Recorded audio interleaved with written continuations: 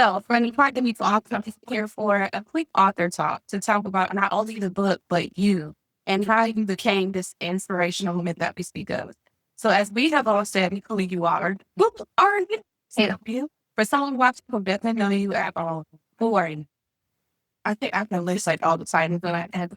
I said I'm a mom, I'm a wife, daughter, cousin, auntie, all those different things. But I think a part of even releasing this book was for me to find out who I am actually without self guidance and being able to be human. I am someone who's very driven, very passionate. I lead with my heart a lot, and sometimes that gets me in trouble. Oh, yeah, but somebody who's very passionate and wants to see people actually live the life that I know that God has for it. I listen to Byron Golden a lot. A lot of what he teaches from in business and the biblical standpoint is that we're worthy of all things according to the word. And so just making sure that I understand that. Like I said, I talked to you and I shared with you not too long ago the journey that I've been on since I've been sick. So that was a real eye-opener. And I'll share more about that. And I think it's important for my daughter to hear me share that journey too. You mentioned that you lead from the heart. How do you feel leading from the heart connects to this journey that you've done? Like you said, you've been sitting and where you're at now. I think because regardless of how many times my heart has been broken, I continue to give people chances and not really realize that that's just a part of the dynamic. Yeah, with forgiveness. And so it's hard for me. I would say hard for me to hold bridges because it really just depends on who the person is. But it's forgiveness is one of those things that I actually try to work on. And these days, I know even this week, I'll slow myself taking that to person. That's what I'm going to. That's a great caveat to one of our first questions about the book. On page 2, you have one of my favorite scriptures. It's Esther 4:14. And who knows but that you have come to your royal position for such a time as this. Why did you choose that scripture and what does that scripture mean to you? I think because in order for me to release the book, I had to go through a lot of different transitions personally with myself. So even getting prepared for this, pretty much a couple weeks ago, I don't know what the cause of it was, but I raised it to the point where I was like throwing up. And I couldn't stop running. And I thought eventually that I would stop, right? So for 9 days, I was throwing up on that eating thing, which is partially why I got lost weight.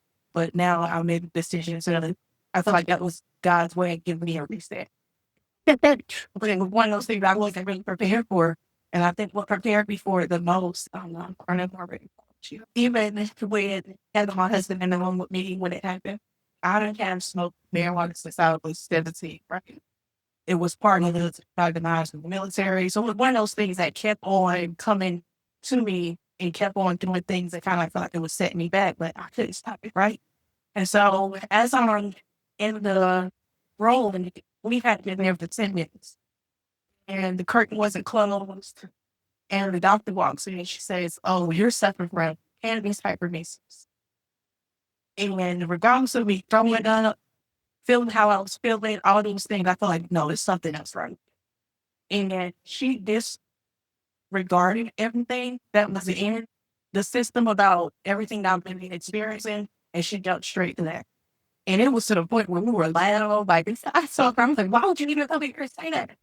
But there may be some truth to it, right? So what she mentioned is that because I was also taking GLP-1 and the two medicines may have mixed together, that's what was causing me to be so sick. But it took me actually going to Chapel Hill for me to stop them. But in that moment, I felt, I don't know, I guess the words to describe it, I don't know if I felt embarrassed. I felt like the gentleman about depression. I felt like it was really judgmental because she wanted to be relatable. And one of the ways she related is, oh, I'm someone who spent $1,000 a month of my money on that. So I know all about it. And I boo-hoo cried. One of them was like, why are you crying? Boo-hoo crying. And because I was time to go. And I was like, I will never allow somebody else to maybe feel that way. That's my first choices ever again.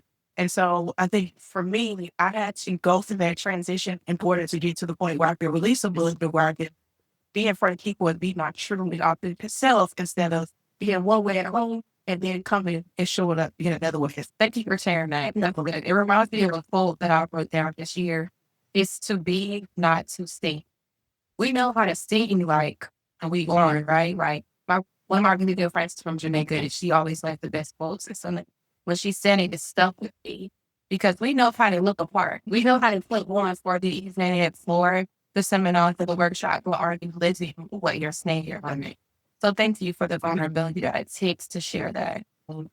And so that transition of having to give something up, there's so many pieces in that. First thing is, you talk about her, the way that she made you feel, but one of the things that you mentioned was that you lead from the heart and that you have the ability for you. If you had felt anger and resentment towards her for how she treated you, you would not have been able to take responsibility for your actions. So how important is it for us as people who are trying to lead, trying to build, trying to grow, to take responsibility for the part that we take in things, even if someone was wrong about it yet? That's one of the things that I say is I'm not responsible for how you receive certain things that I say, but I also consider these days it is my intention over the it. So really just thinking about how I can me, but it may not turn out there. And so just in that moment, I know that she meant well, but it was like one of those things like, okay, like is something else going on with me? You haven't seen my lab, you haven't looked at other things that's contributing to this, and then think that we're judgmental, like she was judging, and like I said, she didn't clutch it turning. It was still privacy. Yeah, so it was just like, yeah, real judging. Yeah, I think we need to do a fun about always advocating for ourselves, not only in medical situations, but business situations. So you mentioned giving up smoking, right? How important is it for us as entrepreneurs and people who are building, obviously, to recognize the things in our life that are holding us back and be able to give them up? It could be caffeine, it could be sugar, it could be alcohol, it could be anything. How important is it for us to empty those things and be able to work to let them go? It's not always overnight, right? But I just want to know if you could speak to that. In a way, it's almost like the first word that I think of was addiction. Something that you're addicted to that's causing you not to be your full and true authentic self, and it's like outside things. To me, it's not. And I'm not trying to be like this over religious person, but a lot of times where I say it's not of God. Like we really want to show up and mirror his image. And so I know now that I've given up those things. I'm no longer held bound to want to smoke that much. I truly had the opportunity to live in his image and have that, like, when people see me, they'll see that. And so it just feels like an honor to really be my true and authentic self these days without being altered or feeling like I'm rushing home to get to something. I was gonna say, yeah, we're talking about marijuana, but it could be anything. For me, it's sugar. I'm sitting here in the middle of the street after, but I'm planning to eat it right now. I didn't even put sugar on, so I'm having I would say this weekend I did go to a fish fry and I drank 3 sodas. So I can't control myself. But even then, before, it's been like 60 or something days that I haven't had sugar. I've been drinking straight water, trying to go to the gym and just be more active. This is even for us 13 years together. This was the first time that I like being consistent with something. I feel like I hold it. When you talk about the image, like your personal image, or being that person, that brings me to this book, Built for This.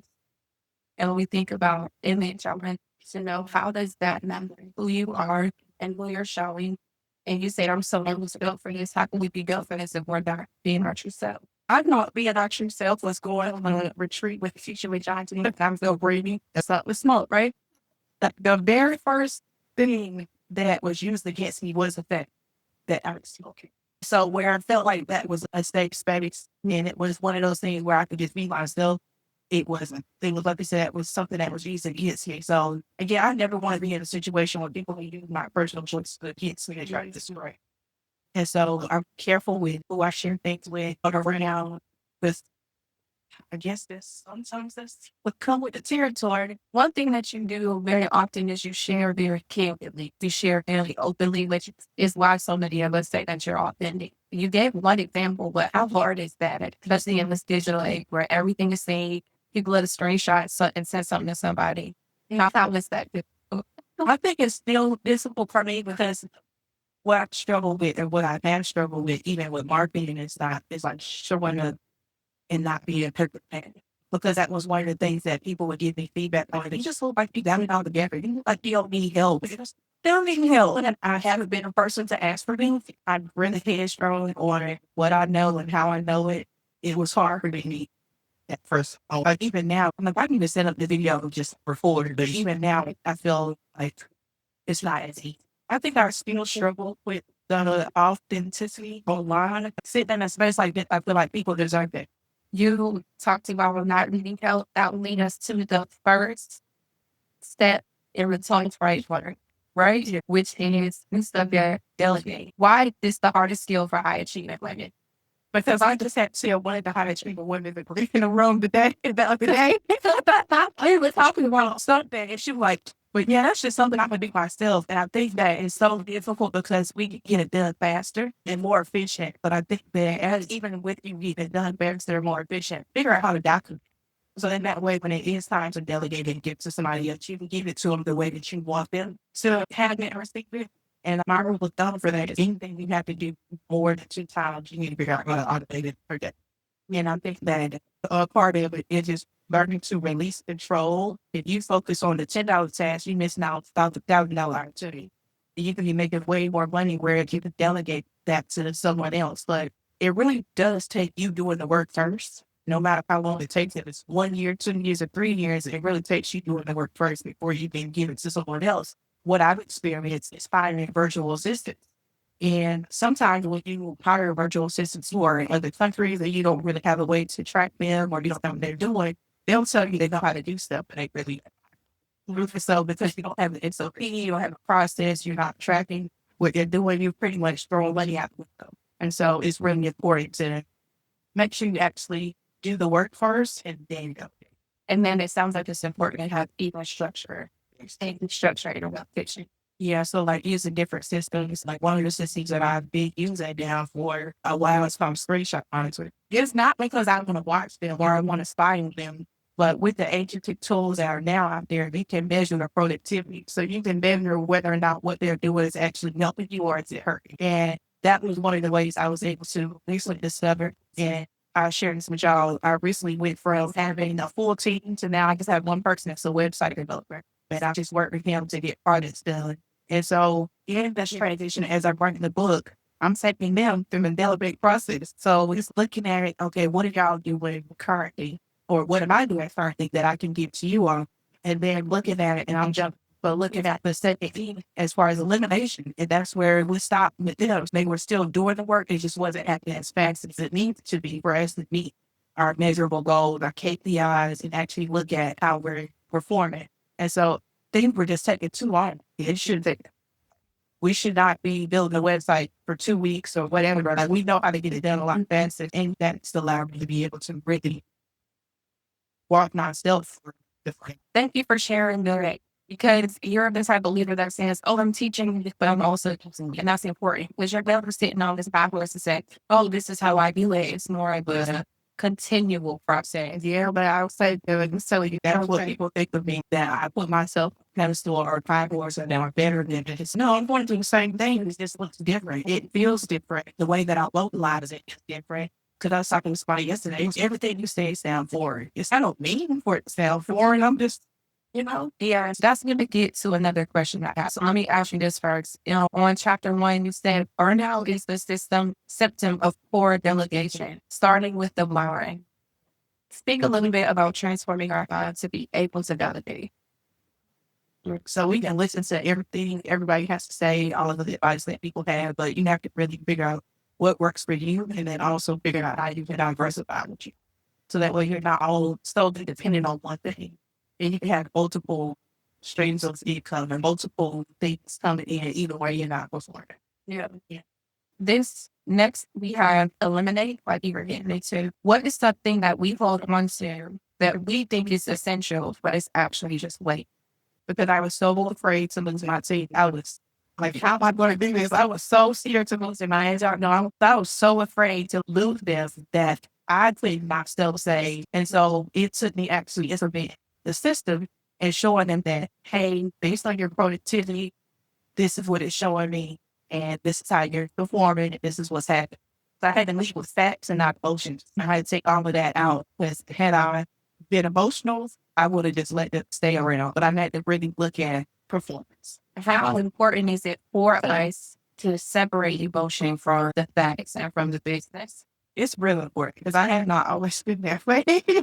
I've had people tell me I have a rule now that I try to follow, especially in business, is that I have to get myself 48 hours to respond. Because if not, it's okay, I don't care about and I can't be that way because relationships are really important.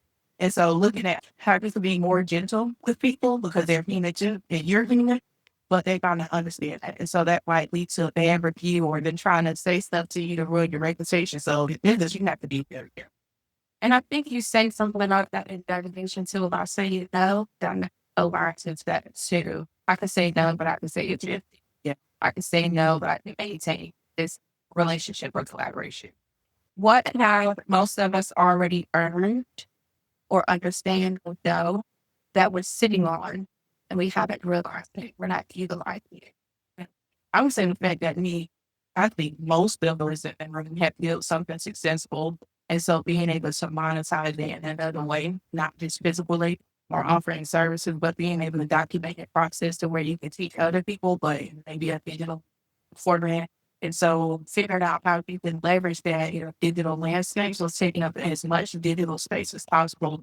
One of the equations to that is we have real estate, physical real estate, but you also have digital real estate. And it's unlimited. Whereas you run out of physical real estate, you never run out of digital real estate. And so figuring out how you can leverage your expertise in a way where you're planting them seeds all over the digital space, that's going to drive people into you for years and years. I post videos on YouTube and sometimes I have people, and I did this Trello, it just finally reached 1,000 views. I have people who send me emails about the video. So just making sure that we can leverage our current skill set to repeat ourselves in multiple platforms and multiple tools. This is connected to what you were saying earlier. So on Elevate, you're saying that sometimes people look at you and they think that you are on this mistake or like a better terms or you speak more to them. But I want to know, what does elevation look like for you today versus past season? Because elevation today, we're at an author talk, but elevation 5 years ago may have been different. How was action about that? I would say elevation could be like 5 years ago would be moving from Atlanta to Fayetteville, like I don't know why I moved from Atlanta to Fayetteville.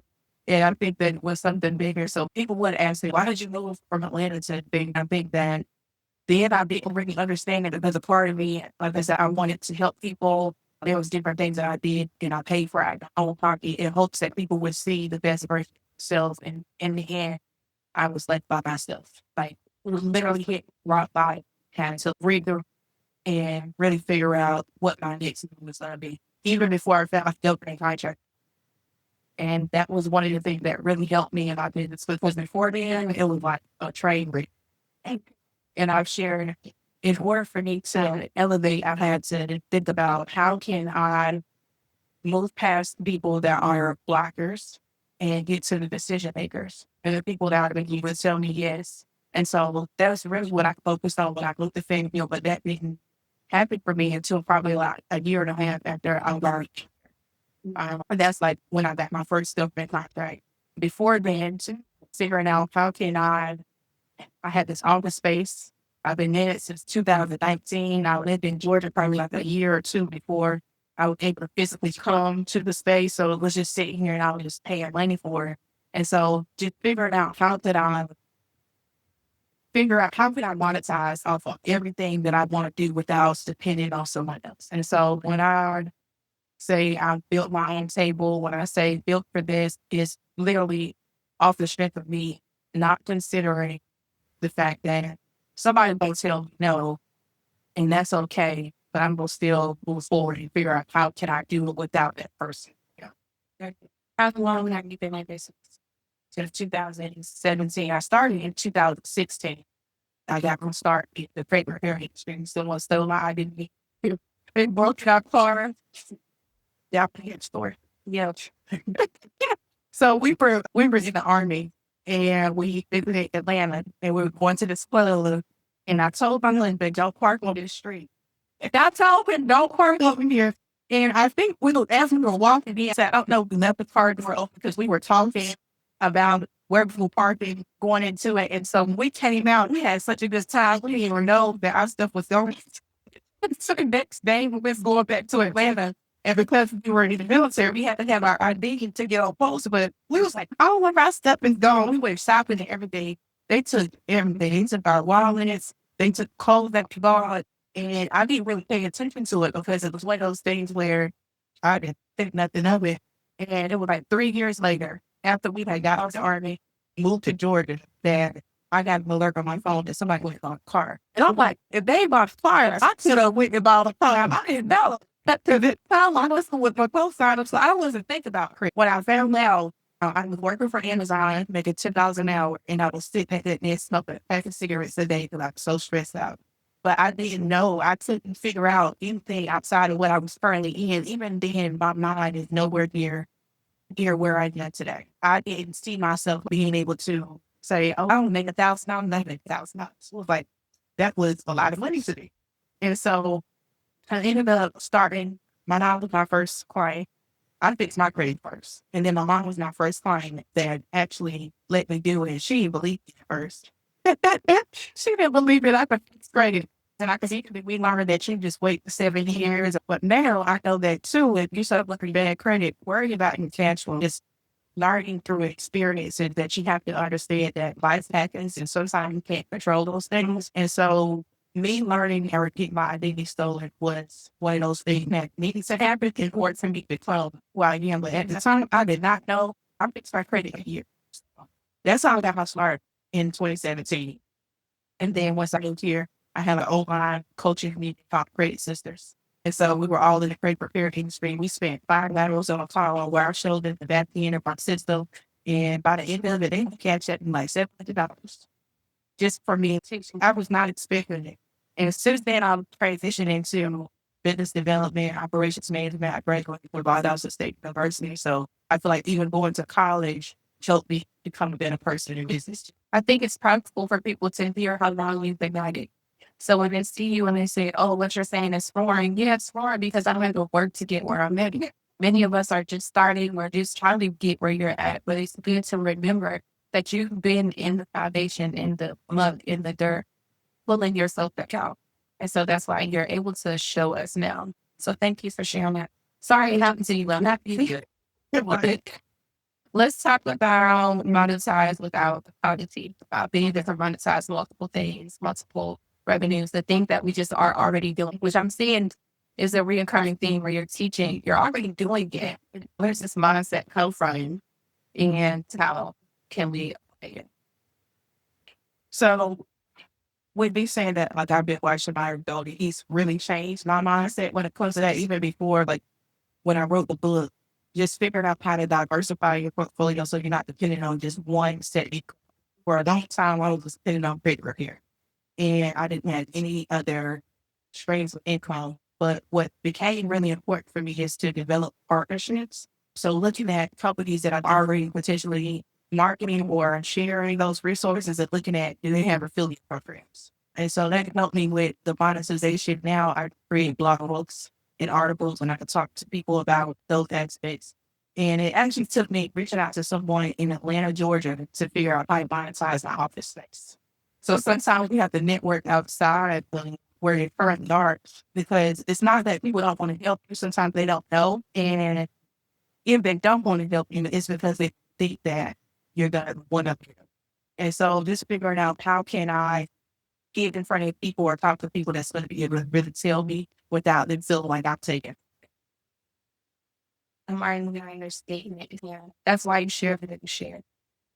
Automate the form. Give us a real example of what this looks like for someone juggling jobs, kids, business, 9 to 5. I'll give you an example of that is I currently have a friend who was juggling missing calls while she was asleep all the weekend. And one of the things that was really important is to be able to automate the outreach process. So somebody texts her business or writes her, then they get an automated response. So figuring out how you can automate your interactions. And I know a lot of people are getting AI and they don't want the AI to, but you think from an operation standpoint, you have to figure out what works for your business and what's going to be best, especially if you're getting those inquiries during the time where you're not available. On that note, How important is it when you're getting to find time away or rest? Or because when you think about being able to use AI to respond, that gives you that weekend off or that time off with your family. Have fun or have a great thing. Or how that you got it. I'm gonna talk with my husband and my mom because they saw me when I didn't have the systems or when I didn't have time. I was always working.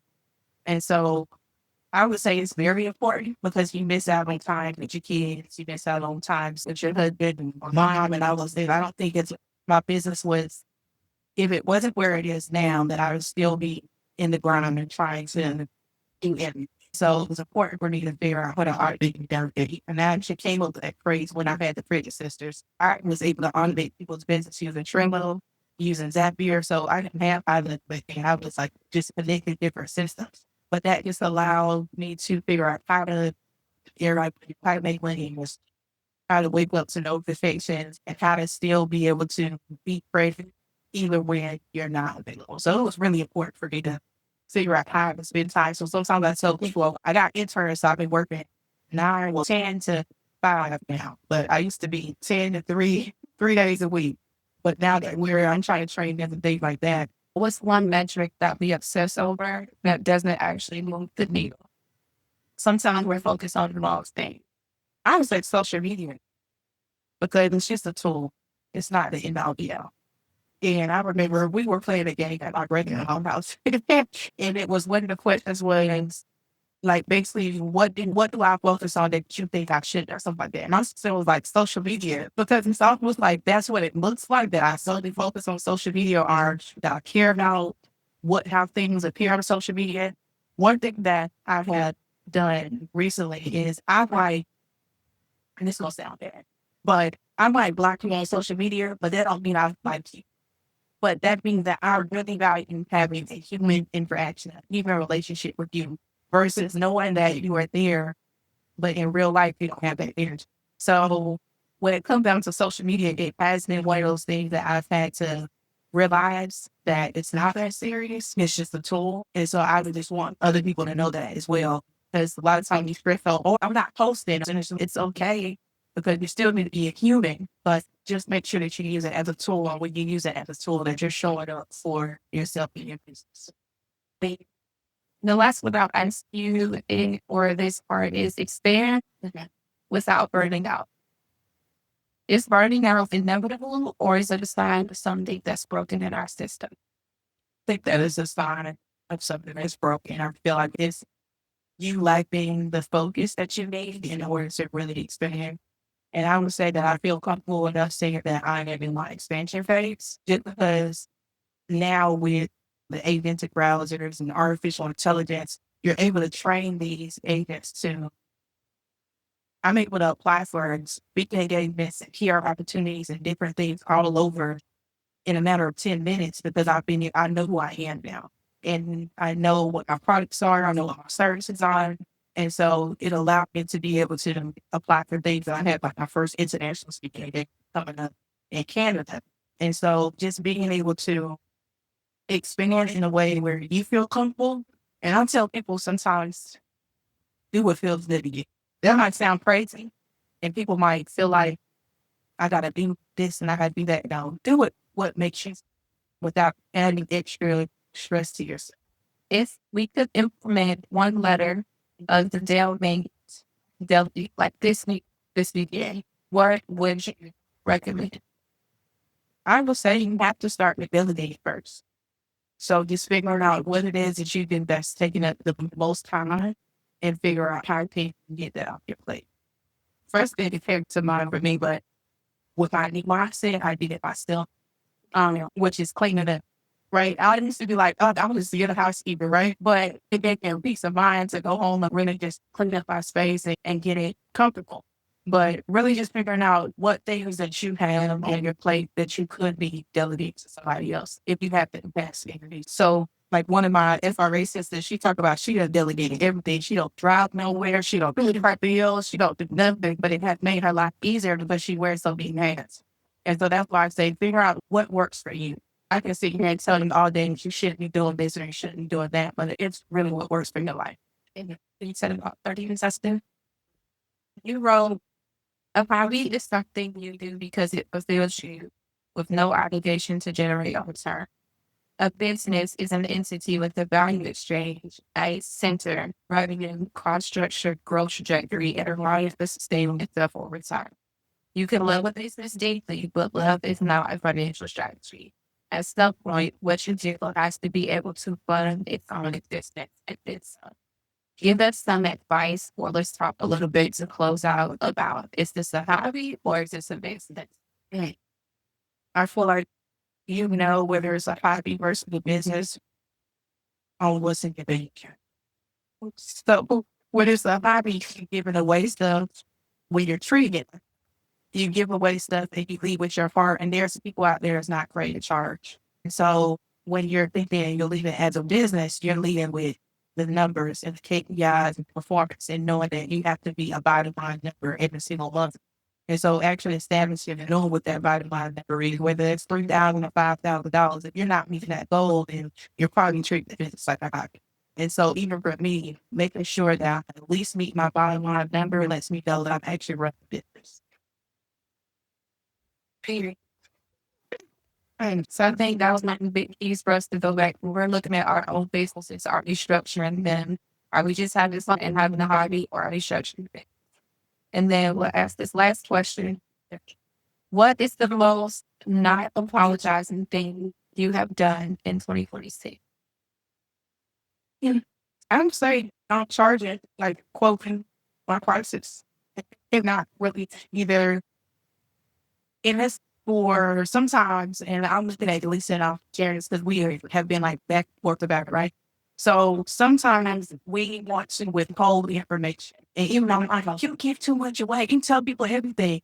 And it's like either you're gonna tell them everything and they don't want to pay you for it, or either you're gonna tell them everything that's gonna bless their business. So either way, it's a win-win. And so even now, being able to confidently tell someone it's $6,500 for me to build out your system and walk away, right? Versus before, it was a negotiation, or we tried to, and I've learned now a negotiation is not about trying to lower your price. If anything, you change your offer. And so I had to learn that instead of trying to still encompass everything that I'm going to offer them, break it down a little bit. You can take the price down, but you also want to take some stuff off the table.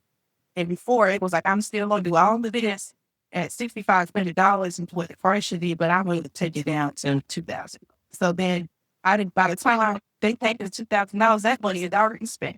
And so that's what has really helped me be so up in 2026 is like being able to put my prices and being okay versus having 20 clients and being able to have 3 good ones. That trumps the business or just spinning your wheels to your business. And that relates to your last statement about the business, the structure. Yeah. Yeah. Thank you so much. It